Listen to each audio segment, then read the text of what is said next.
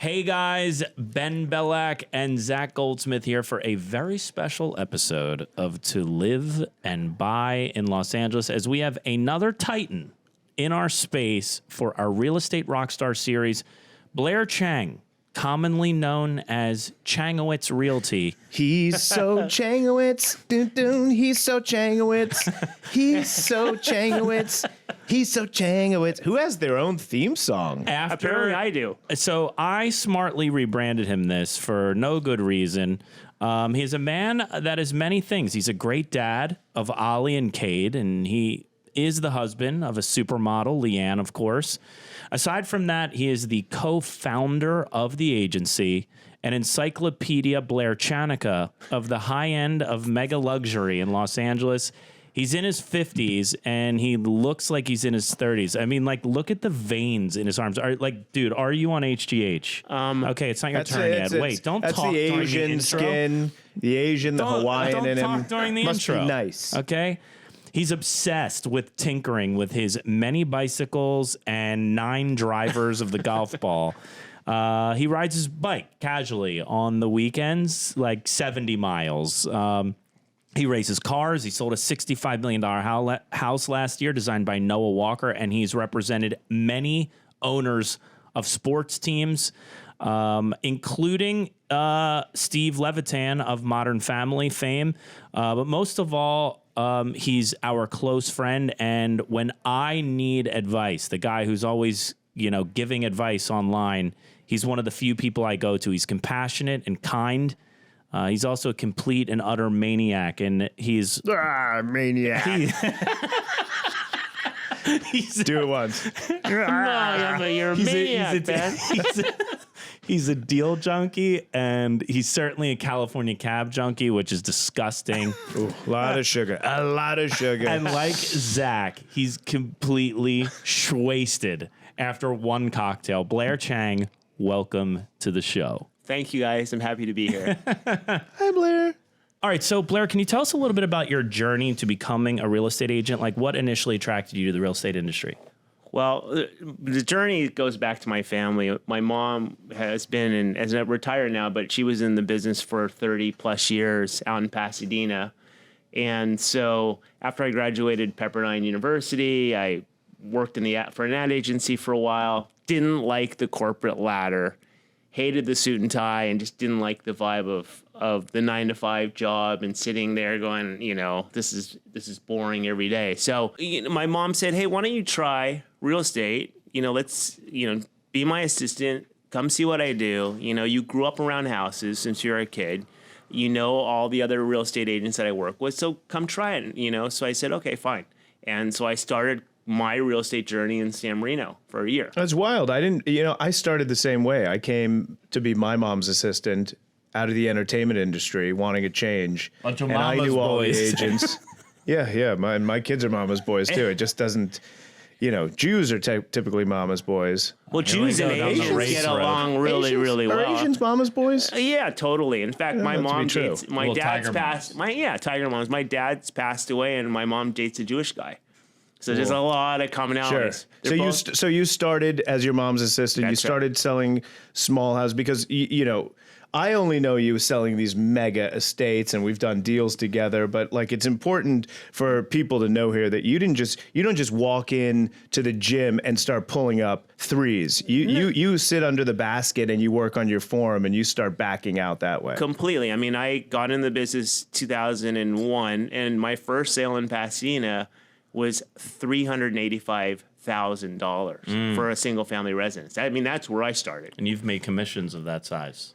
Yeah. Since then. So wait, so you are a solo agent, yes. And then we flash forward. What craziness inside you says, you know what? I'm going to partner with the most prickly agent at the time who's wired to win. Everyone's afraid of, our sweet and lovely co-founder, Billy Rose. Billy Rose is a nasty guy. He's a bet. He grabs them, but no, he doesn't. Well, I mean, the funniest thing about Billy is early on when I came to Beverly Hills, which was 2002, I had a small office in the Coal Banker South office, And Billy and I crossed paths a lot, and because I wanted to represent architecture and homes with unique design and incredible design aesthetic. And at that time, Billy was developing houses, and we crossed paths a ton. And I was about to make the move to go to a company that Billy happened to be at, and this was 2005. And I walked in for a meeting with the co-principals of that company, and Billy's kicking back at that point with his Converse shoes up on the desk, casual. He goes, "Hey, come here for a sec." And, we started talking, and 20 minutes later, we were business partners. And Blair Chang at that time was born out of a 20-minute conversation at a company that we didn't end up going to as a team.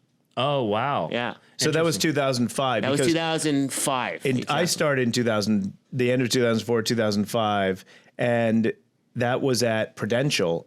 And you guys were there in the office, I think, next to me when I started as Changowitz and Rose. And then you cut the Witz out because can't do two Jews. Yeah, it was too Jewish for us. So and I couldn't do Chang because I wanted to be I wanted people to work with me.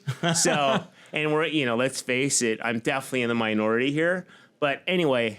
Well, you guys had a presence right away. I remember seeing you guys as you guys were a big team right out of the gates. Definitely. I mean, when we partnered originally, we went to a different company that was really focused on design-centric architects and architecture.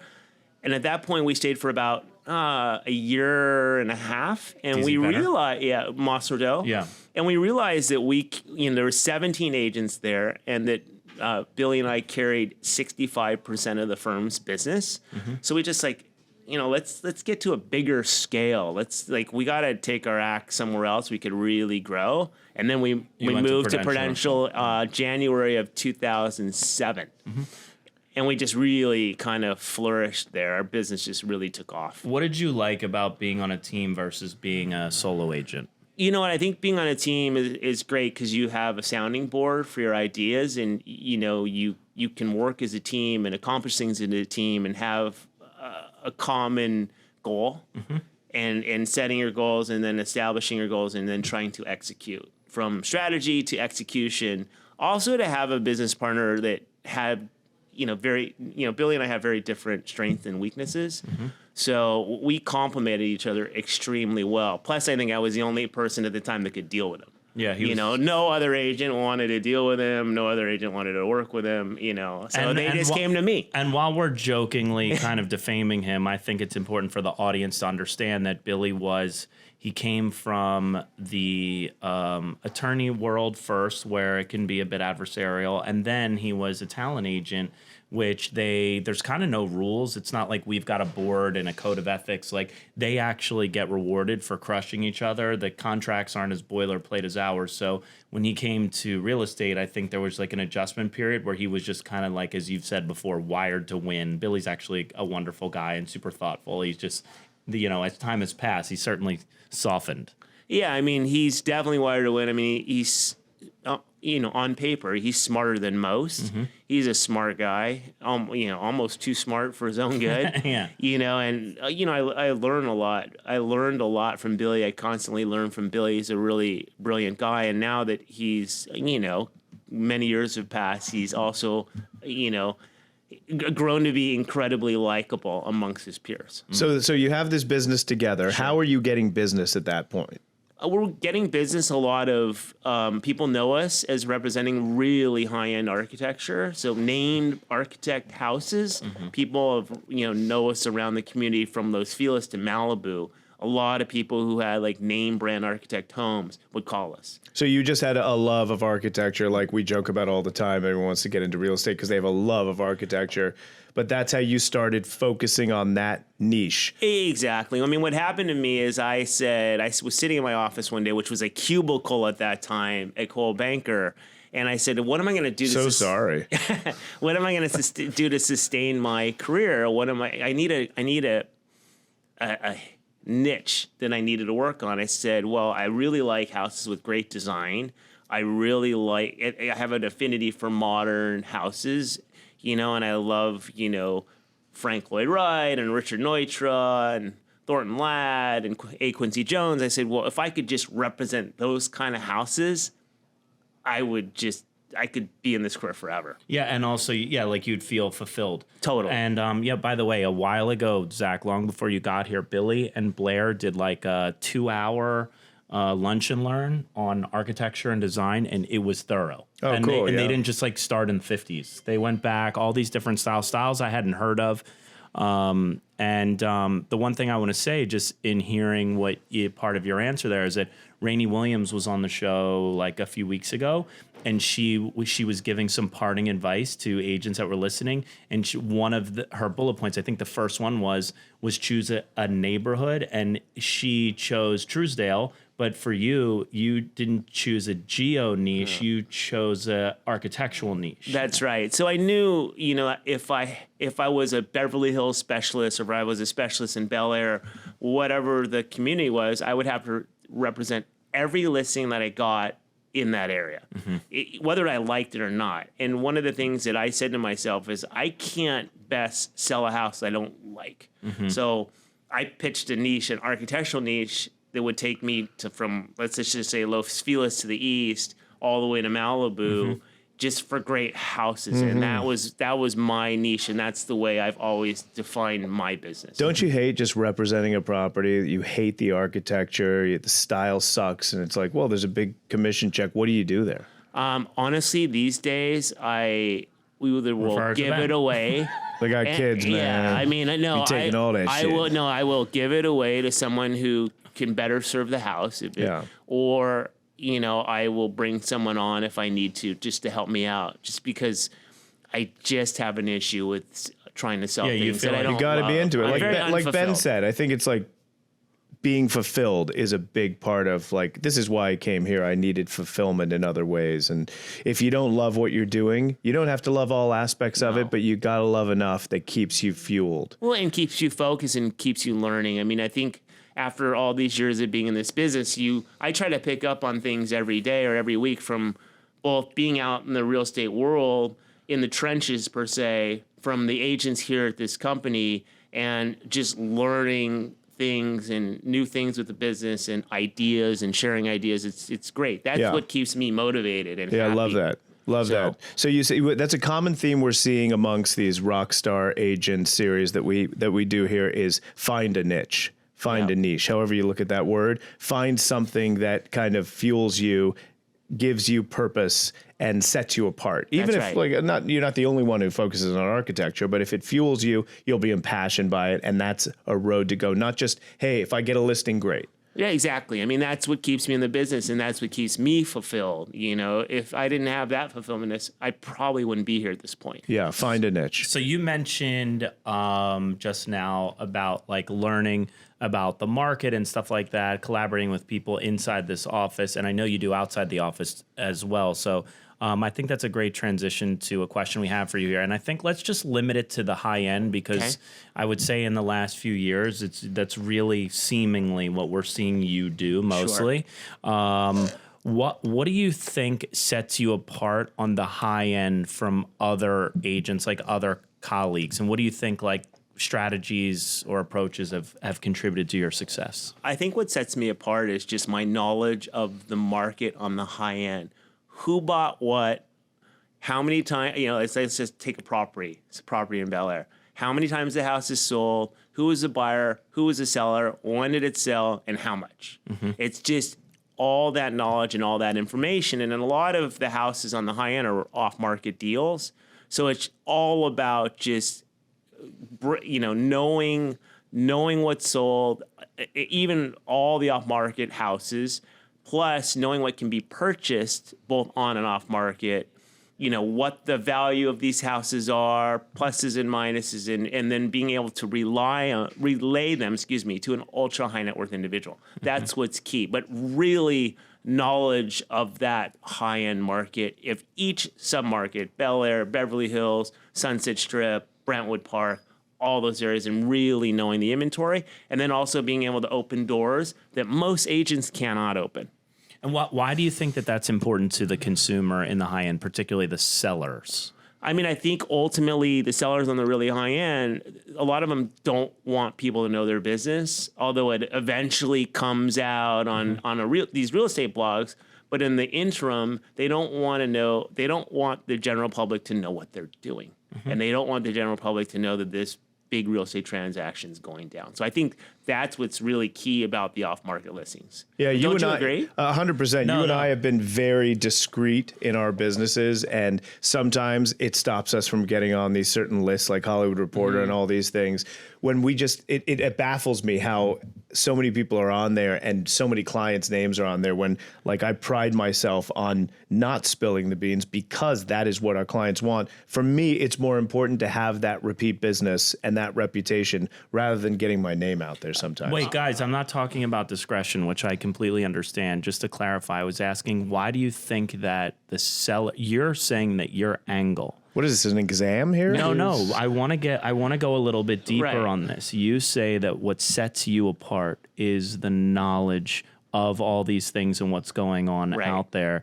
And honestly, I'm leading the witness because I know where we're going to go with this, which is going to end in a compliment anyway. But I'm saying, why do you think that that's important to the high-end seller, that you, their real estate agent, who they're selecting over some of your other small list of names to represent them? Why does all that knowledge matter to them? The knowledge matters because they want to know that this is the seller. They want to know that you absolutely know the market inside and out, backwards and forwards. You absolutely know where the value of their house is compared to all the other houses. Because harder to comp. Completely. Higher end's harder to comp. High end's much harder to comp because the houses are much more specific and specialized. I mean, most of the high end houses were built for whoever that seller or that family was who's now selling it. So they're very, very specific. And they're also choosing you because you are proactive. You're not just putting a $30 million listing on the market. You call me all the time asking what I've got, who I'm working with. We know, I think we're like, that's a big part of what I think another Rockstar Legend series, they all do have in common is we all talk, we all go out to each other behind the scenes and try and match make without the listings even being on the market half the time. So they want to know these sellers. I think what sets them apart is that he's going to go out and work the phones. He's going to work all angles. So it's not just going to sit. He's going to find the buyer because he's a matchmaker. Yeah, I mean, that's definitely the truth. Sorry, Ben. No, please. But I think ultimately, like you said, Zach, I mean, I have great business relationships with every high-end agent in LA. I think if you were to ask any of them, hey, what do you think of me? All of them would say he's great. Dickhead. He's a really good guy. Oh. He's sometimes a maniac, but what we like dealing with him, you know. So I think it's really important as you get to that level, and as one agent gets in that level in their business, is to maintain great relationships with the other agents that do business in that price point. I mean, you never want to have enemies, but you want to maintain great relationships with those other people that you know, your peers, and you know you're going to have to deal with. Which is tough along the way because we're often up against the same things. We're often working with the same buyer without them even knowing half the time. And so you will burn people accidentally. But I think, like what I always say is, we're going to be in this business a long time together. It's important for the longevity of our careers and for the benefit of our clients that we have a great relationship, because that's how these deals get done. Absolutely. I mean, you need two brokers or two agents to get a deal done most of the time. What I think what's really interesting is that, we've given tips to agents on different types of shows that we've done without guests. And what we've seen in this current marketplace is we find ourselves always recommending being the knowledge broker because we have we're in a very perplexing market, one that's very difficult to predict because a number of reasons as it relates to jobs, interest rates, affordability, et cetera. When we're recommending to the average Joe real estate agent out in the world of the 1.7 licensees or 1.6 licensees in the country, we say to them, like, you want to be the knowledge broker. You want to be the voice of calm right now, particularly in social media. And I think what's you're saying you believe sets you apart after being in the business as long as you have is you're saying, like, look, I'm the knowledge broker for the high end in an advisory capacity, and I believe that my value proposition specifically is because I know everything and everyone's reporting the news to me, I am the best suited to be your trusted advisor. Yeah, that's correct. And I think that's it. I feel like what we're seeing top to bottom is being the knowledge broker is a very, very strong piece of getting a listing, even in the luxury level. I don't think you can sustain luxury level listings without being a knowledge broker. That has to go, hand in hand. Then everything else sets you apart. If you don't have the knowledge, you can do one or two, but you're not going to sustain a career. Right. I mean, that's right. I mean, the knowledge is the key, because those people generally, unless they inherited the money, are incredibly successful in whatever field they're in. And so they just want to know that you're the most successful guy in the field that you're in, which is real estate. Mm-hmm. So this is sort of a two-part question. How do you get listings now? I think everything is referral-based, or a lot of your business is referral-based. And then what marketing are you doing to get business? And then when you have a listing. Oh, it's a 3-parter. This is going to be a 6-parter. Okay, just perfect. sit back. It's sort of like, how do you get business? And then what do you do when you get a listing? Right. I mean, I get business in a lot of different ways these days. I mean, having been in the business and having a known name, let's just say, first off, referral. That's one of the ways. Your sphere of influence, you mean? Sphere of influence. Are you asking for referrals, or do they just come? They usually just come, to be honest. He's in a very comfortable position with incoming calls. He's one of the few agents I know, and to have them at the higher end is the life. For sure. I think Chang, which office? Can I help you? What am I answering? No need for this. No room. Goodbye.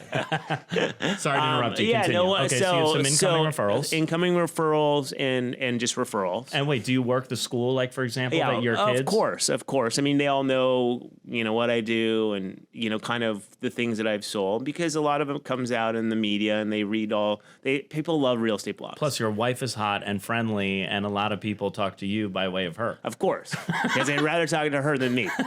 They just get to me when they have to get down to the real estate business. That's a good point. The second is, just social. I'm a social marketer. Like in a situation where let's just say I walk into a restaurant, like Wally's, Santa Monica, per se. I strike up a conversation with someone. They always want to hear about real estate. You kind of start, and then you do a little bit more of a deep dive, and they go, wow, this guy knows a lot. Mm-hmm. How do you bring it up in those situations? Because I have a lot of people, a couple of people on my team are like, hey, when I go into a party, how do I start talking about real estate? A lot of people go, well, I always go, what do you do for a living? If I'm meeting someone for the first time and I'm chatting with them, it's like, hey, what do you do for a living? And then they go, blah, blah, blah. And then they go, what do you do? I'm like, well, come to think of it, I'm co-founder of the agency. I'm a real estate guy. Unless they're in like Pico Robertson. He's like, oh, I wash cars. Yeah, exactly. Yeah. Oh, you should come and see my property. It's got 4 dishwashers.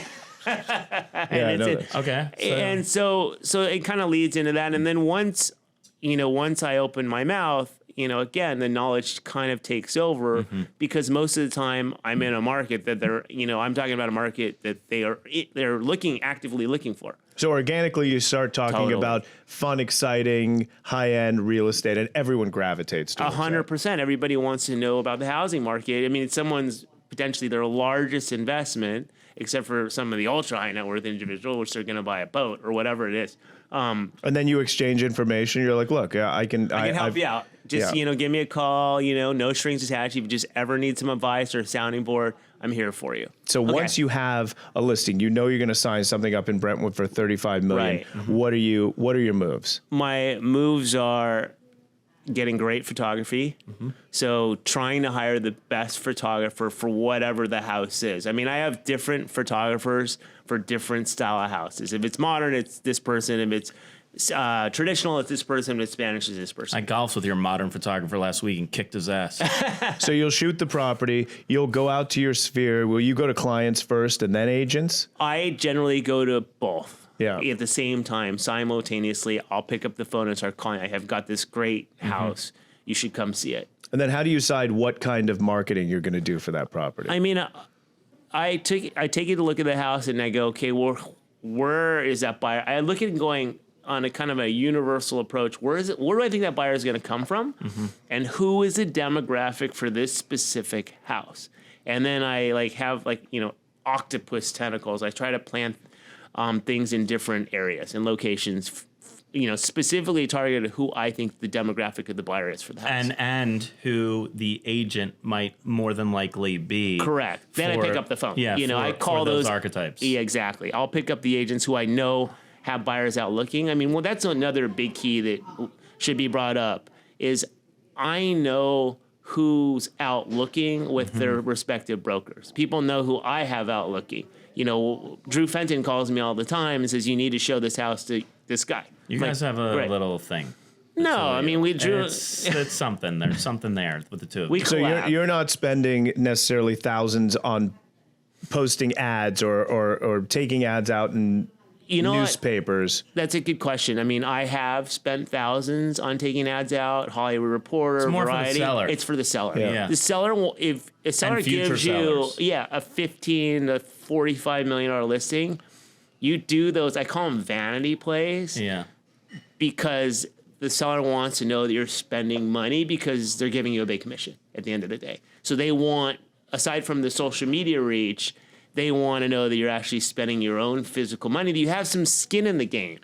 Right. And I think, like Ben said, it's coming from future clients as well who see these things. But mainly your business to sell that house is a grassroots campaign. Total. I mean, it's a lot of picking, especially in this day and age where the market is tighter, it's a lot of picking up the phone and making the right calls and then strategically putting the house in certain areas where I know it's going to get eyeballs. And then what do you do then for an open house? Depending on what the open house is, if it's a lot of the really, as you know, Zach and Ben, a lot of the really high-end houses, I'll have a broker's open, and it may just be a VIP 2-hour broker's open, and it may not be during a caravan day. Right. Generally, if that be the case, I get security because generally there's stuff there and on site, and it's this type of house you want. You know, make sure that everything stays in place and where it's at because it's generally a high net worth individual. Second off, I kind of these days make sure no one is blogging negative stuff if I can control it, right? So I'll say, hey, you know, I'll let people take photos, but I don't like, you know, if it can't be posted, I'll make sure that people know it's not posted. And I'm controlling the list of the invites. So generally, if I'm controlling the list of invites, people will listen to me. So as a theme, the open house on a Sunday is not as effective for you as, again, your grassroots campaign of finding the agents who have the buyers. Exactly. I mean, open house, again, I think for Sunday open houses, as you guys know, I think it's for that agent who's sitting in the open house to get buyers. And I also think, you know, a lot of the high-end houses don't do the Sunday open houses because they just don't like someone who they don't know tracking through the house. It's a lot of looky-loos. And also you need a lot of agents on it to secure it. Completely. You know? And I think ultimately I make sure on the high-end listings that they have a nice brochure that's at the house. It's something that just stands out from your competitor. And then again, I know that you knock me for it, but the flower part goes a long way. You know, like you have to have really good, I think, Did knock you for that at the forum. floral curation. Yeah. Blair, what's your secret? Great florist. I wonder if you got it from your mom on that one. So since you talked about this market, how are you adapting to the changing market conditions and like how, you know, and how you navigate through cycles because you've been through a few? Really good question. Keeping everybody informed is in communicating. You have to communicate. Like, say you have your listings, I have my listings. Communicating with my sellers, letting them know what's going on in their specific market, either weekly or bi-weekly. Wow, you just gave me a really good idea. Either weekly or bi-weekly. So that is something that I do. And, you know, even if they don't want to hear from me, they like hearing from me. So the more information I can pass on, the better. Even if they don't like hearing I don't know what that they means. like hearing from me? Well, what is this, Yoda? It's even if they don't necessarily need to be hearing from me, they hear from me. Okay. Also, the buyers that I have that are out searching in this market, I send them everything that's remotely what they're looking for. Anything that could even remotely be, let's just say 1/16 of what they could be looking for, I just send it to them anyway. You know what? And regardless, you know, if they like it or not, they appreciate it because I hear this all the time. Hey, Blair, I know I haven't spoken to you in a while. I've seen the emails you send me. I look at all the houses. Keep doing it. That's amazing. And even buyers that I know that I haven't spoken to in a while, I'll send them things that kind of fit in their criteria, even though I know that they're not actively looking, but they're always looking. So I'll also send people, sprinkle in. Totally. That is a great reminder, by the way. I do that, and sometimes I don't, but it's a great reminder to just, whenever I see a property, you match it with someone, and you just send it to them. This is really, I saw this yesterday. This is really great. Thought of you. Yeah. You know And what? that's all you need to the do. script that I heard a long time ago that I love that fits with this too is that I wanted to make sure you are aware in the name of leaving no stone unturned. That's particularly like if something's a little bit more, but also I love like the little short version of our co-host here who's texting in the middle of our episode. Well, he's just trying to get his next appointment. I'm making know, a he's never note based present. on an idea that Blair gave. So you have a great Right. partnership going with Billy Rose. Everything's going great. You guys are selling a lot of high-end properties. How do you decide to break that apart and go solo? And give us a quick differences in being solo and being on a team. I mean, that's a really good question.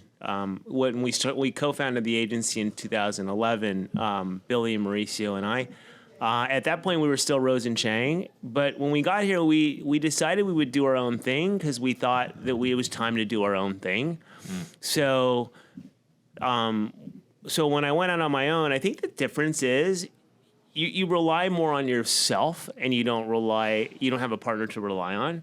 So you have to make decisions on the fly quickly and be fast. I mean, what I've realized now in this business, especially fast forward to 2023, is being really diligent and being a good listener is great, but you also have to work with speed.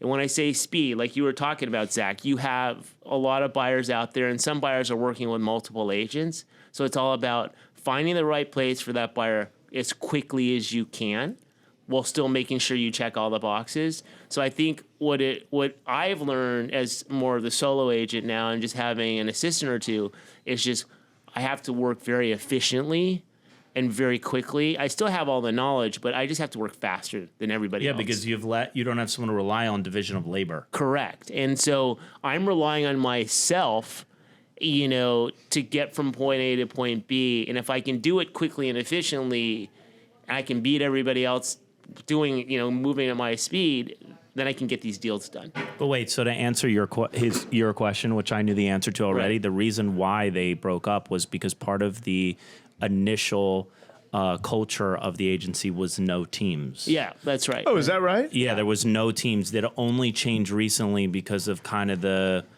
The growth of the team, the very Tom Ferry method. Yeah, right? the team model. There's And the kind of been business a changing. flight to team. So And so they for started- you like there are benefits in both. Obviously, you have more freedom without being on a team, and if you can accomplish the same being solo, that suits you better right now. I mean, right now, absolutely. Would I be open to a team later on, or yeah, I'm open to anything at the end of the day. I think change is good, and I think change is necessary in this business. And I think as a real estate agent, I think you always have to be evolving in with what you're doing, because you have to ebb and flow with the actual market itself, and then you have to, I always say, I always talk to Leanne about this. You always have to learn, and I can learn just the smallest things. And even sometimes, if I go and sit at Sunday open house, it's like punching the bag for me. It's like doing those things that maybe I don't necessarily want to do, but it keeps me sharp, and I do them. So it's all about being humble and being a good listener. And then when you close a deal, what are you doing for the sellers? Are you getting closing gifts, and then how are you following up a month, 6 months, a year, 2 years later? Do you stay in touch? That's sounding like me now. That's a really good question. I mean, this is repeat business. This is how he gets referrals. I mean, that's a really good question. I'm a big wine guy. Shit, did I sound like Ben? Oh my God. Can we cut that? I and can't so- believe it. The transformation is Oh my nearly God. complete. I mean, much to Ben's dismay, I'm a California Cabernet guy. Ugh, disgusting. Lot of sugar. A lot of sugar and big alcohol. Yeah. Not oaky. I'm a big California Cabernet guy. I give a lot Very of wine. oaky. Yeah. I send a lot of wine as closing gifts. If they don't drink, I'll send Cocaine. Yeah, whatever they like, or like Hermes throw blankets. I knew you didn't Hermes. drink. I didn't want to disrespect you. Hermes. Here's a kilo. Here's this Hermes Hermes. bag. Yeah, I mean, just Hermes. pal. just cool. I send cool closing gifts to people that I know they will like. Nice. And then after that, are you keeping in touch? Yes, And how? check in with them. Either a phone. when? Yeah. And what time? I usually reach out either a phone call or a text every couple months. Just say, how's the new house going? How are you liking it? Do you need anything? Just letting them know letting them know I'm there for them. Full service, like we talk a lot about this. And it's like, well, people think when the deal's done, it's done. I'm not responsible for anything else. I've never had that mentality because I feel like, again, full service, even after it's closed, even if it's a lease, I'm trying to be as helpful as possible in any realm that we may specialize. I mean, that's it. That's right. So when that person goes to buy, to buy or list their home, you want to be one of the first 3 names that pop into their head, always. All right, so as we wrap up here, 2 quick questions. Yeah. One, that money tree suddenly showed up in my office. Did you or one of your minions place it there? You know what? Yes First or no? off, I did not. I'm not sure, to be honest with you. That's a good question. What do you mean? You don't know if you did? I mean, maybe one of my guys put it in there. Okay, and 2, why do you have a money tree in your office with dollar bills on it? Because it's an ancient Chinese secret. Don't say anything. It must yield money to put money in there. That is the first time in our friendship, and you and I talk a lot on the phone. We in person, you and I talk all the time. But that it's usually about golf, not money trees. No. He's That's never not what I was done a gonna Hawaiian say. accent? You've never done that accent before, ever. Wow. There's a first for everything. See what you pull out of me on this show? Guys, I can't tell you how helpful that was for me. I made notes sitting here on that conversation, and we do a lot of business together. Good friends. We golf together. Very respectable guy, and one of the greats in our business, and I can't thank you enough for being here. I know. We've co-listed, I think, 3 houses together. This is the one we're going for tomorrow, maybe our 4th, and an 8-digit, which I get excited for. And then one of them's going to sell. Don't worry. Well, we did sell one of them. Did we sell? Yeah, we sold one, of and then one of them didn't. The other one we're trying to still sell right now. But anyway, so where can people find you on the internet? So people can find me at blairchang.com. Uh-huh. Or What's your Insta? Blair Chang underscore RE. You know what? We'll look Blair Chang underscore RE. Final? Yeah, that's it. All right, and I'm at Ben Bellac, seated next to my good friend and co-host at Zach Goldsmith 24. This has been another episode of To Live and Buy in Los Angeles. Zach, take us out with it. Super bien.